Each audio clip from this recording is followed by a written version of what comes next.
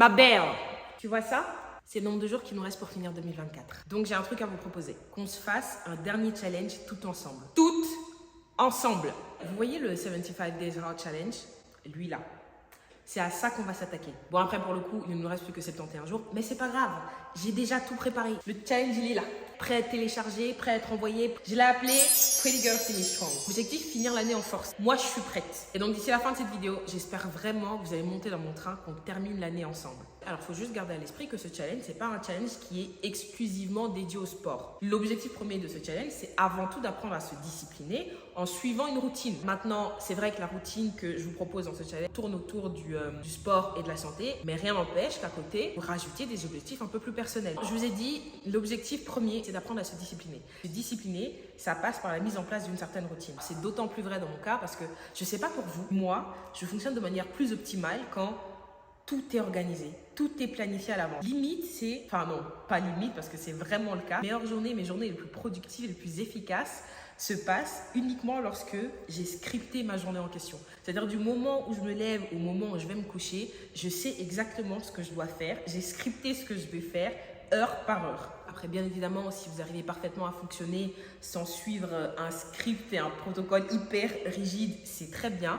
Mais si vous avez comme objectif de changer certaines de vos habitudes ou d'en intégrer des nouvelles, mettre en place une routine, c'est la meilleure chose que vous puissiez faire. Et lorsque vous établissez cette nouvelle routine, vous devez savoir exactement à quel moment de votre journée vous allez intégrer cette nouvelle habitude que vous cherchez à avoir. Ce moment que vous choisissez, il est hyper important parce que c'est ça qui va déterminer que vous allez réussir à implanter l'habitude ou complètement échouer. Par exemple, je prends mon cas. Depuis le début de cette année, j'ai à cœur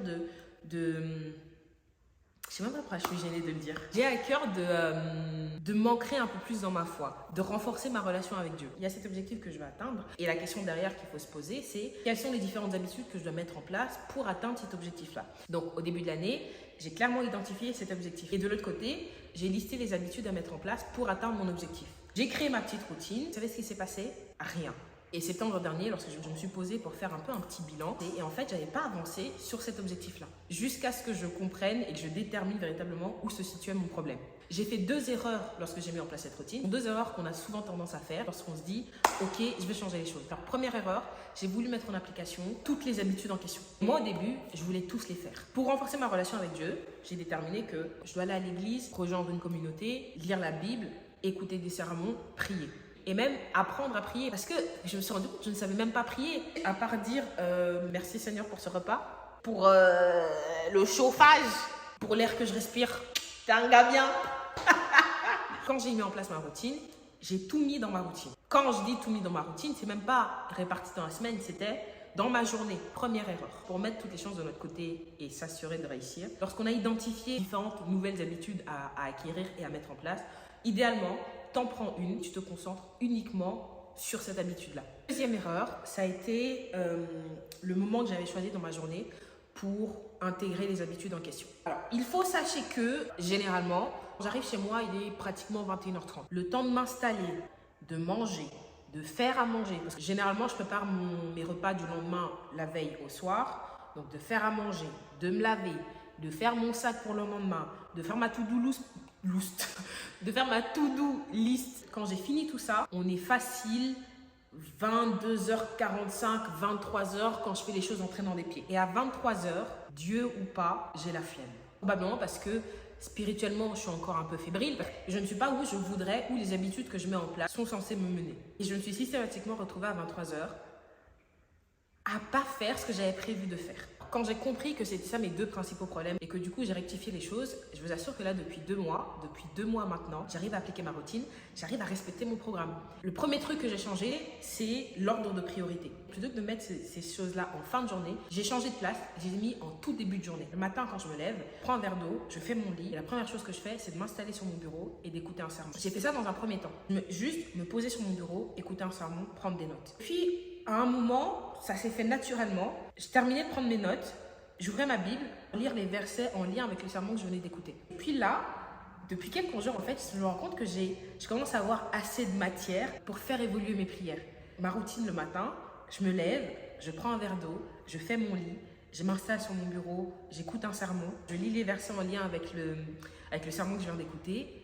Et derrière, je prie. Et je vous assure, rien qu'en ayant changé ça, rien qu'en ayant shifté mon ordre de priorité, ces 2 derniers mois, j'ai fait plus de progrès que j'en ai fait sur les 5-6 premiers mois de 2024. Tout ça pour vous dire qu'une fois que vous avez déterminé les différentes habitudes que vous allez devoir mettre en place, vous allez devoir intégrer à votre vie, à votre routine, c'est hyper important de vous connaître, de savoir exactement à quel moment dans votre journée vous allez placer la nouvelle habitude en question. Vous n'êtes peut-être pas obligé de faire comme moi, de scripter vraiment toute votre journée, mais essayez de scripter les quelques heures qui entourent l'habitude que vous cherchez à acquérir. Et autre petit conseil, lorsque vous définissez votre routine et que vous planifiez votre journée, vous voyez toutes les petites décisions que vous pouvez prendre en amont, faites-le à l'avance. Et je vous parle des choses comme le choix de votre repas du lendemain. Où est-ce que vous allez faire les courses? Est-ce que ça va être au shop à côté de votre boulot, au moment de votre heure de table?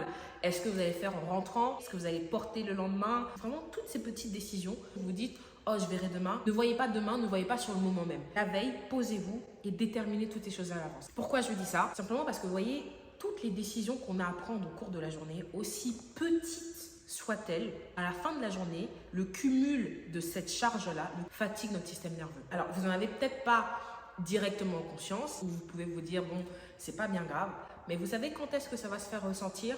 Au moment où vous allez être mis face à une décision un peu plus difficile, plus chiant, un peu plus contraignant. Et d'autant plus quand la prise de décision tourne autour de nouvelles habitudes que vous voulez intégrer parce que c'est pas naturel. On n'est pas encore dans les gestes automatiques. Admettons que ton objectif c'est de manger plus sainement. Tu as passé toute la journée à prendre décision sur décision, tu as été au boulot, les interactions avec les gens, tu arrives au moment où tu dois décider de faire à manger ou de commander, il y a de fortes chances que tu cèdes pour le « je vais commander ». Parce que ton cerveau te poussera toujours à prendre la décision la moins contraignante, qui va demander le moins d'efforts, le chemin le plus court vers la satisfaction. Pour décharger son cerveau, faites en sorte d'éliminer certaines prises de décision. Tout ce que vous pouvez choisir en amont, tout ce que vous pouvez décider en amont, faites-le. Alors ça, c'était la petite grande parenthèse pour tout ce qui est routine. Et comme je vous ai dit, moi, le programme que je vous propose de suivre ici, enfin le challenge que je vous propose de faire avec moi sur les 70 derniers jours de l'année, tourne surtout autour du sport, évidemment. Mais si à côté, vous voulez mettre en place 2-3 changements par rapport à des objectifs personnels que vous avez, essayez de garder à l'esprit les différents tips que je vous ai donnés. Par rapport à notre programme, notre challenge, Pretty Girl Finish Strong, pour celles qui parlent en anglais, ça veut dire les vrais go, les go en place, les go fraîches. Si tu te reconnais quand je dis vrai go, il faut que tu fasses ce challenge. Je l'ai décomposé en 3 phases. Alors, initialement, je l'avais pensé pour les 75 jours. Et comme je vous ai dit, on va le faire sur 70, c'est pas grave. Première phase, 30 jours. Deuxième phase, 30 jours. Et troisième phase, 15 jours. On a des objectifs par jour et des objectifs par semaine. Les objectifs par jour, ça va pas bouger. Sur les 70 jours qui nous restent ici, tous les jours, vous allez devoir rentrer 10 000 pas et boire 2,5 litres d'eau. Ça, c'est par jour. Maintenant, par semaine, dans la phase 1, on a 3 entraînements, 12 km de course et au minimum 3 repas sains faits maison. Je dis minimum 3 repas sains, mais bien évidemment, si vous voulez en faire plus, si vous pouvez en faire plus, faites. Ne vous limitez pas à 3.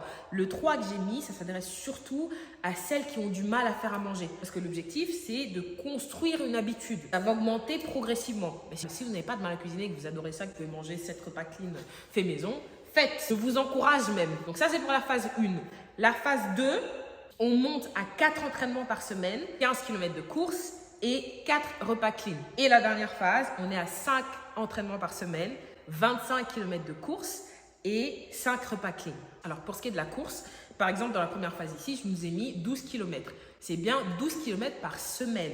Donc, à vous de répartir les 12 km comme vous voulez dans votre semaine. Divisé par 2, divisé par 3, divisé par 4. Enfin bref, c'est vous qui gérez. Mais à la fin de la semaine, vous devez avoir comptabilisé 12 km de course. Alors, pas de panique pour les entraînements. Je m'occupe de tout. Tu s'occupes de rien. Chaque semaine, je vais partager sur mon canal Insta un PDF avec les 3 entraînements de la semaine. Et puis, sur la page, je partagerai les vidéos des séances en question. Donc, vraiment, par rapport à ça, vous ne devez même pas vous inquiéter. Je commençais à chercher qu'est-ce que je vais faire, quoi, comment. Non, non, je donne. Tout ce que je vous demande, c'est de suivre.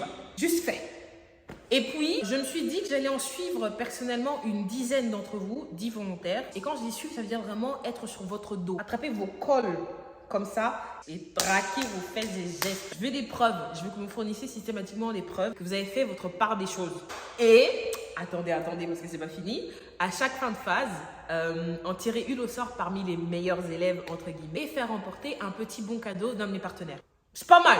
Pour les intéressés, rendez-vous sur Insta. Mettre un petit commentaire, juste dire je veux ce post et je reviendrai vers vous si j'ai encore de la place. Et juste par curiosité, disons, si vous n'aviez qu'un seul objectif à atteindre d'ici la fin de l'année, ce serait quoi? Mettez-moi en commentaire votre top 3. Enfin, pour autant que vous vous sentiez suffisamment à l'aise pour le partage. Dites-moi, c'est quoi votre top 3 en termes d'objectifs pour la fin de l'année? Top 3, mais ça peut parfaitement être juste un ou deux. Alors, moi, en termes d'objectifs, moi, j'en ai 4. Premièrement, je vous ai parlé de l'objectif spirituel. C'est en cours. Deuxième objectif, mon permis. Oh my God.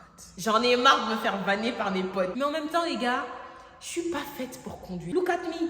Genre, vous me voyez conduire? Je suis faite pour me faire conduire. Je suis pas faite pour conduire. J'aime trop dormir dans les trajets en voiture. Toute ma vie, c'est dormir en voiture. Les gens se disputent place passager, monter devant moi là. Jamais. La meilleure place, c'est derrière. J'aime avoir ma petite couverture. Je suis installée avec ma petite couverture comme ça. Dormir en voiture, c'est trop bien. T'es bercé par la voiture. Oh là là là là là. Et vous voulez que je passe mon permis? Mais bon, de mes 45 ans, je peux pas continuer comme ça. Donc ça, deuxième objectif. Troisième objectif que j'ai, c'est d'avoir une meilleure gestion de mon argent. Traquer un peu ce qui se passe avec mon argent. Je me suis rendu compte que j'avais un très mauvais rapport avec l'argent. J'ai pas un rapport sain. Mon rapport avec l'argent tourne autour de la peur. Je sais pas comment vous l'expliquer. Ça aussi, c'est quelque chose que je veux changer. C'est quelque chose sur lequel je veux travailler. Et mon quatrième objectif, c'est surtout un objectif en termes de business. Développer un vrai mindset de business. Réfléchir à des produits, à des services. Comment mieux gérer mon business de manière générale. Mon branding personnel. Aller chercher des collabs et me vendre, entre guillemets, à ma juste valeur. Bon, ça fait beaucoup pour les 70 jours qui restent. Je vais probablement soit de me focaliser sur 2 objectifs ou alors simplement appliquer une action par objectif et voir comment est-ce que je tiens ça jusqu'à la fin de l'année. Dernier petit conseil pour vous assurer de mettre toutes les chances de votre côté, mettez en place un système qui vous permette de traquer vos habitudes, traquer ce que vous faites. Il ne faut pas que ça reste quelque part dans un coin de votre tête, genre en théorie. Vous devez vraiment avoir sous les yeux quelque chose qui vous permette de voir que tel jour j'ai fait, tel jour j'ai pas fait. Je vous ai dit, moi je suis une go des scripts. Autant j'ai besoin de scripts, autant j'ai besoin d'avoir un visuel de ce que je fais ou de ce que je ne fais pas. Parce qu'en fait, quand c'est juste quelque part là, dans un coin de ta tête, ça relève un peu de l'abstrait. Alors que si tu as une fiche, un système qui te permet de traquer ce que tu fais et tu ne fais pas, tu peux vraiment te poser devant ça et avoir la réalité en face. Alors moi perso, j'aime bien écrire. J'ai mis en place un tableau qui me permet de traquer mon activité, fiche que j'ai imprimée et que je vais remplir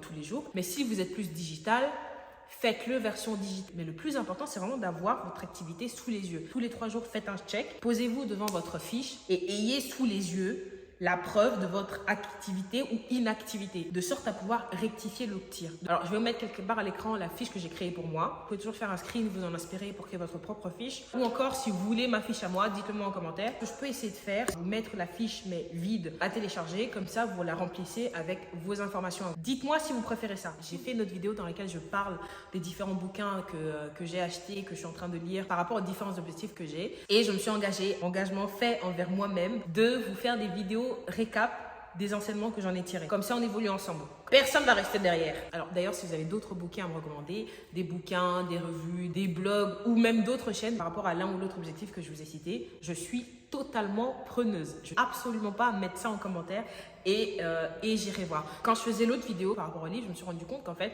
j'avais aucun bouquin par rapport à l'éveil spirituel. Donc, si vous en avez à me conseiller, je veux bien. Bon, je crois qu'on a fait le tour. Alors, le temps que je poste cette vidéo, on sera à 70 jours. 70. Je vais dire 70. 70. Vous n'allez rien faire. Pourquoi d'abord, c'est à nous à apprendre à dire 70 et pas à vous à apprendre à dire 70. En fait, bref. Donc, demain, je poste la vidéo, on sera à 70 jours. Et c'est parti. Alors, peu importe le moment où vous tombez sur cette vidéo, peu importe qu'on soit au jour 60, 53, 45, rentrez dans le train. Plongez dedans. Prenez le train en marche, c'est pas grave. Et vraiment, juste faites. Ok? Alors, on se retrouve sur Insta pour les posts quotidiens. Et chaque fin de semaine, on se retrouve ici sur YouTube pour un récap de toute la semaine. Et si le programme vous va, thumbs up. Alors, on a un sacré programme. Mais si on est bien concentré, ça peut carrément le faire. On peut finir l'année en étant hyper fiers de nous. Si vous êtes ok, thumbs up. Il faut que j'aille faire mes ongles. Et cette pause était vraiment incroyable. Une de mes plus belles pauses. Je sais pas, parce que l'autre, celle que j'ai faite là en été, c'était... Alors, pour la prochaine, je vais partir sur du rouge. Ça sera pas complètement rouge, mais je veux un dégradé de rouge, blanc. Je suis pas encore fixée sur le design, mais on va carrément partir sur du rouge. Bref, bye!